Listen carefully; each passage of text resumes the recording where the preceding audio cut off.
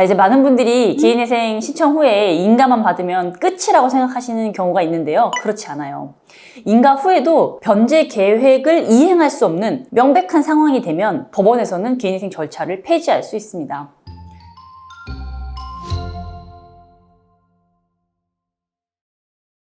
안녕하세요. 회생이 답이지의 이미지 변호사입니다.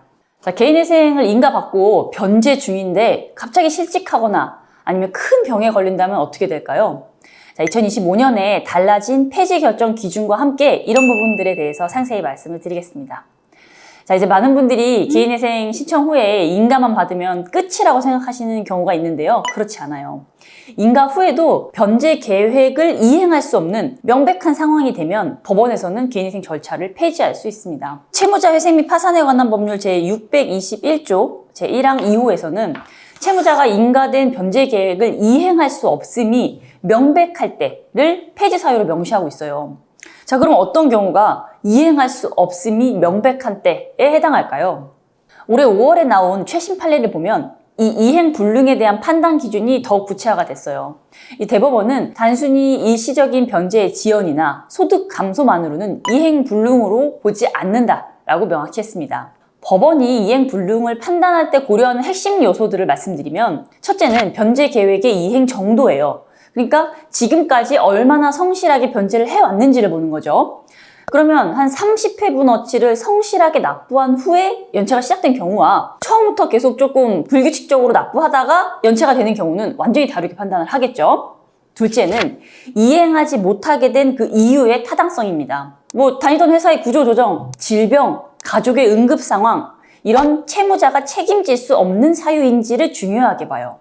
자, 셋째는요, 채무자의 성실성입니다.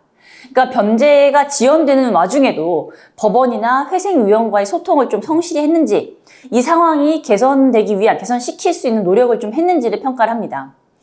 실제 사례로 말씀드려보면 한 1년 반 동안에 월 변제금 250만 원을 한 번도 빠뜨리지 않고 납부하던 분이 갑작스럽게 해고를 당한 경우가 있었어요. 근데 이런 경우에 법원에서 즉시 폐지 결정을 하진 않았습니다. 먼저 채무자에게 어떤 상황인지 소명할 기회를 주고요. 재취업을 할 가능성이나 아니면 다른 소득원을 확보할 방안이 있는지를 검토해요. 그런데 실업급여 수급과 함께 적극적인 재취업 활동을 하고 있다면 임시로 변제계획 변경 신청을 통해서 그 위기를 넘길 수 있습니다. 하지만 이런 재취업 노력 없이 단순히 나 이제 돈이 없어서 못 낸다 이렇게 한다면 법원에서는 이행 의지가 부족하다 이렇게 판단할 수가 있겠죠. 자, 그리고 2025년부터는 폐지의 절차에서도 몇 가지 중요한 변화가 있습니다. 첫째는 사회적 약자에 대한 보호가 좀 강화가 됐어요. 30세 미만의 청년이나 다자녀 가구, 65세 이상의 고령자의 경우에는 폐지 결정 전에 좀 추가적인 구제 방안을 검토하게 되었습니다. 그리고 둘째, 변제 기간 단축 혜택을 받은 경우에는 특별한 고려사항이 생겼어요. 그러니까 24개월로 단축 혜택을 받은 분들이 이행 불능 상황에 처하면 원래의 36개월 계획으로 복원해서 계속 진행할 수 있는 길이 좀 열렸어요. 자, 셋째, 부분 면책 제도가 확대되었습니다. 전체 변제 계획의 70% 이상을 이행한 채무자가 불가항력적인 사유로 이해 불능 상태가 됐으면 남은 자녀 채무에 대해서 부분 면책을 받을 수 있는 가능성이 좀 높아졌습니다. 자, 그럼에도 불구하고 폐지 결정이 확정되면 어떻게 될까요? 자, 가장 중요한 것은 채무자 회생 및 파산에 관한 법률 제621조 2항의 규정입니다. 개인회생 절차의 폐지는 이미 행한 변제와 이 법의 규정에 의하여 생긴 효력에 영향을 미치지 아니한다 이렇게 되어 있어요. 그러니까 쉽게 말해서 지금까지 성실하게 변제한 돈은 그대로 인정받는다는 뜻입니다. 다만 폐지 결정이 이제 확정이 되면은 채권자들은 다시 강제 집행을 할 수 있게 돼요. 개인 회생으로 인해서 중단됐던 추심 활동이 재개되는 거죠. 개인회생 폐지 후에 다시 개인회생을 신청할 수 있을까요? 법적으로는 가능합니다. 하지만 2025년부터는 재신청에 대한 심사가 더욱 엄격해졌어요. 특히 이전에 폐지됐던 사유가 채무자의 성실성 부족이었다면 재신청 시에 그 부분에 대한 아주 철저한 반성과 개선 방안을 구체적으로 제시해야 합니다.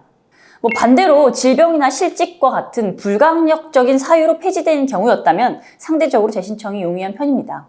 다만 이전에 있었던 그 폐지 사유가 지금은 해소가 되었다라는 점을 명확히 입증해야 돼요.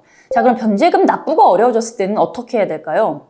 자, 첫째, 절대로 뭐 숨거나 연락 끊어버리지 마세요. 변제금을 못 낼 것 같다 이런 생각이 드는 순간 바로 법원이나 회생위원회에게 그 상황을 알려야 합니다. 둘째, 본인의 변제 계획의 변경 신청을 적극 검토해야 돼요. 2025년부터는 변경 신청 절차가 다소 간소화되었고 인정 기준도 다소 완화됐습니다. 자, 셋째, 임시적인 구제 방안을 활용하세요. 질병이나 재해 같은 응급 상황의 경우에는 최대한 6개월간 변제 연기가 가능한 제도가 있거든요. 이거에 대해서 알아보시면 좋겠고요. 넷째로는 전문가의 도움을 받는 것이 중요합니다. 이 개인회생 절차가 폐지될 위기 상황에서는 혼자 해결하려다 보면 더 큰 문제가 될 수가 있어요. 자, 개인회생 과정에서 예상치 못한 어려움이 생기는 것은 결코 드문 일이 아닙니다. 근데 중요한 건 그런 상황에서도 이걸 포기하지 않고 적절하게 적극적으로 대응을 하는 거예요. 그래서 위기는 기회가 될 수도 있다는 점을 기억해 주시고요. 혼자 끙끙 앓지 마시고 전문가와 상의하시기 바랍니다. 저희가 고정 댓글로 남겨드린 연락처로 연락을 주시면 저희 사무실에서 최선을 다해 도와드리겠습니다. 감사합니다.